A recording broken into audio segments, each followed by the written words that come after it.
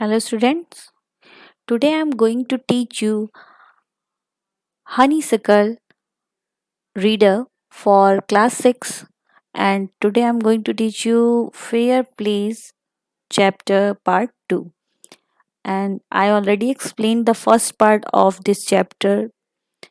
तो इस पार्ट को देखने के लिए यानी सेकेंड पार्ट को देखने के लिए फर्स्ट ऑफ ऑल आप फर्स्ट पार्ट को ज़रूर देखिएगा ताकि आपको स्टोरी बिल्कुल क्लियर हो जाए। तो फर्स्ट पार्ट में आपको मैंने जल्दी से मैं थोड़ी समरी बता देती हूँ कि उसमें मैंने बताया कि कैसे फर्स्ट पार्ट में जुम्मन और अलगू फ्रेंड हैं और उनकी स्टोरी क्या मोड़ लेती है और आंट को कैसे वो पंचायत में पहुँचती हैं और अलगू से कहती हैं कि वो आए उसके केस को सुने।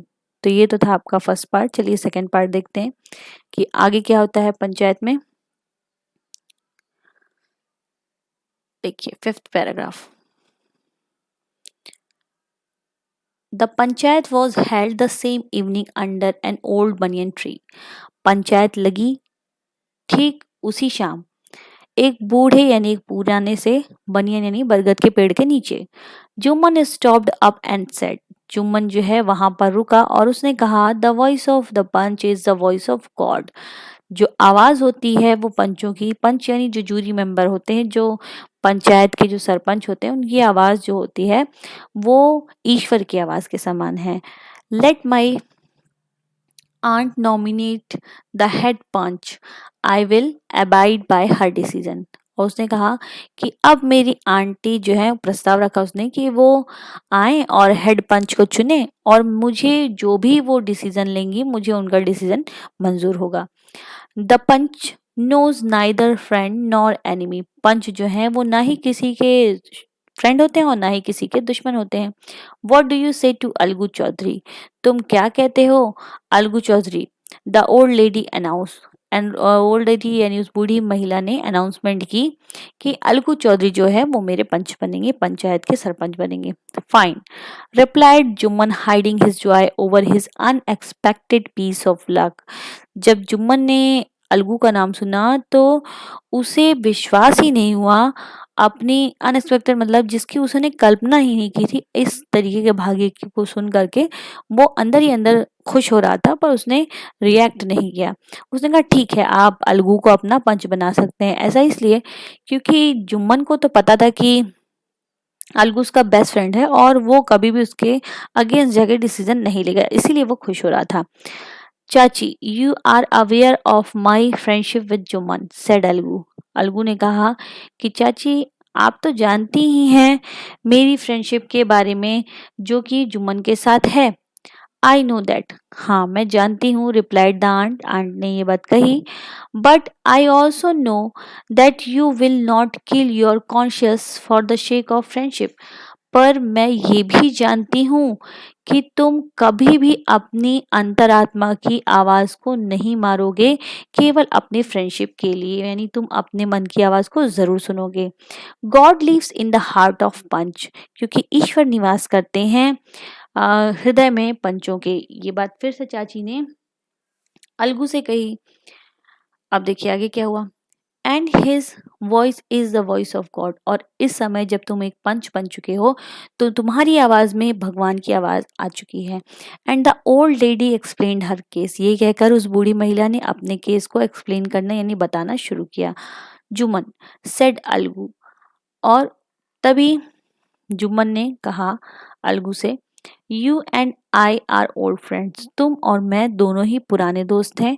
Your aunt is as dear to me as you. ये बात अलगू ने जुम्मन से कही। उसने कहा तुम्हारी आंट जो है, तुम्हारी चाची जो है वो उतनी ही प्यारी है मेरे लिए जितना कि तुम। नाउ आई एम पंच, और अब मैं सरपंच हूँ। You and your aunt are equal before me, और तुम और तुम्हारी चाची दोनों ही मेरे सामने एक समान हो। ना तुम मेरे दोस्त हो ना वो मेरे दोस्त हैं, सिर्फ एक दोनों न्याय मांगने वाले हो और मैं न्याय देने वाला। ये बात अलगू ने कही। वॉट हैव यू टू से इन योर डिफेंस, तो तुम क्या कहना चाहोगे अपनी सुरक्षा के लिए, अपने डिफेंस में बोलो। तब उसने बोलना शुरू किया। 3 years ago, लगभग 3 साल पहले की बात है, बिगन जुम्मन, जुम्मन ने कहना शुरू किया। बिगन मतलब होता है स्टार्ट करना। My aunt transferred her property to me, मेरी चाची ने अपनी पूरी प्रॉपर्टी मेरे नाम कर दी थी। I promise to support her as long as she lived, और मैंने उस समय ये प्रॉमिस किया था कि मैं उनकी देख रेख करूंगा, उनकी सपोर्ट करूंगा जब तक वो जीवित रहेंगी। I have done all I could, मैंने सारी चीजें की जितना कि मैं कर सकता था। There have been a couple of quarrel between my wife and her, but I can not stop it, पर लगभग कुछ सालों के बाद झगड़े होने शुरू हुए, किसके बीच में, मेरी वाइफ और आंटी के बीच में, पर मैं उस झगड़ों को रोक नहीं सका। Now my aunt is claiming a monthly allowance for me, और अब जब झगड़ा होने लगा तो मेरी चाची चाहती हैं कि क्लेम कर रही हूँ मुझ पर, कि मुझसे चाह रही कि मैं उन्हें महीने में, हर महीने अलाउंस मतलब पैसे दूं, भत्ते दूं उनके लिए। दिस इज नॉट पॉसिबल, जो कि मेरे लिए पॉसिबल नहीं है। That is all I have to say, यही सारी बातें थी जो मैंने कह दी, और अब मुझे कुछ भी नहीं कहना है। ये जुम्मन ने अपना पूरा, जो उनका सोच थी, जो भी उसे लग रहा था, उसने पूरी बात वहां पे बता दी। Jumman was cross examined by Alagu and other, और अब जुम्मन को क्रॉस एग्जामिन मतलब होता है लगातार क्वेश्चन करना, क्रॉस क्वेश्चन करना। जितने भी वहां पर पंच थे सभी लोगों ने क्वेश्चन किए, चाहे वो अलगू हो या फिर और लोग हों। देन अलगू अनाउंस, उसके बाद अलगू ने अनाउंसमेंट की, we have gone into the matter carefully, और अब हमें जाना चाहिए मैटर को बिल्कुल ध्यान से सुनना चाहिए और बिल्कुल सावधानी से डिसीजन लेना है। In your our opinion Jumman must pay his aunt a monthly allowance, और हमें ऐसा लगता है कि जुम्मन को निश्चित रूप से पे करना है, यानी देना चाहिए मंथली अलाउंस, महीने का भत्ता अपनी चाची को, और as the property goes back to her, और अगर वो ऐसा नहीं करता है तो ये पूरी प्रॉपर्टी जो है वो वापस से उसकी चाची के पास चली जाएगी।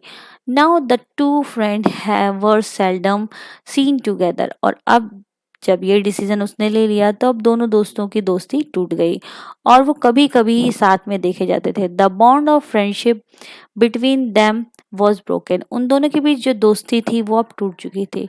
In fact Jumman was Alagu's enemy and wanted his revenge, और वास्तव में देखा जाए तो उन दोनों की दोस्ती टूट गई और वो दोनों एक दूसरे के दुश्मन हो गए थे, शत्रु हो गए थे, और जुम्मन चाहता था कि कब अलगू से उसे दुश्मनी निकालने का मौका मिले, अपना बदला लेने का मौका मिले।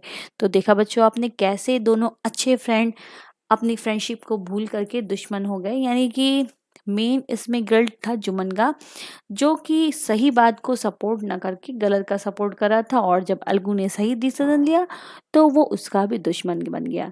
तो इस तरीके से पार्ट 2 यहाँ पे ख़त्म हुआ। पार्ट 2 में जो भी कंफ्यूजन हो तो प्लीज़ मुझे कमेंट करके ज़रूर बताइए, जहाँ भी जो चीज़ ना समझ में आई हो मुझे बताइए, मैं उसको क्लियर कर दूंगी। और अगर आपको वीडियो अच्छे से समझ में आ गया हो, आपने देखा हो पूरा, तो वीडियो को लाइक कीजिए, शेयर कीजिए, चैनल को सब्सक्राइब कीजिए और बेल आइकन को ज़रूर प्रेस कीजिए। Thanks for watching this video.